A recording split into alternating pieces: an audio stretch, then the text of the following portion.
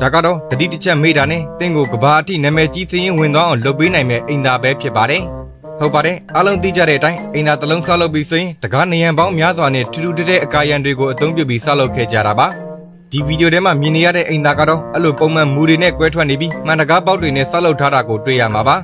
ဒီအိမ်သာတွေကိုဝင်ဖို့ဆိုရင်အတော်လေးကိုစဉ်းစားရမှာဖြစ်တယ်လို့နောက်ဆုံးမထိန်နိုင်တော့တဲ့အခါကျမှမဖြစ်မနေဝင်ဖို့ကိုတော့အကြံပေးလိုက်ပြရသေးခင်ဗျာဒီအိမ်သာအသုံးပြုပုံကတော့ရွှေရှင်ပါတယ်မိန်းကလေးဖြစ်ဖြစ်ယောက်ျားလေးဖြစ်ဖြစ်အသုံးပြုနိုင်ပြီးအိမ်သာကိုဝင်ပြီးဆိုတာနဲ့အဝင်ဝဘေးနားမှာလှည့်လို့ရတဲ့ခလုတ်လေးတစ်ခုကိုတွေ့ပါလိမ့်မယ်အဲ့ဒီခလုတ်လေးရဲ့အစွမ်းကအပြင်ဘက်ကကြည့်နေသူတွေအကုန်လုံးကိုဝေဝါးသွားစေတာကတော့အမှန်ပဲဖြစ်ပါတယ်ဒါပေမဲ့လည်းတကားလိုမျိုးတိတိကျကျမမြင်ရတာမျိုးတော့မဟုတ်နေခဲ့ပါဘူးတင်းရဲ့အိမ်သာတက်တာတွေလက်စေးတာတွေကအစားအရေးရောင်တွေအားလုံးကိုမြင်နေတွေ့နေရမှာပါ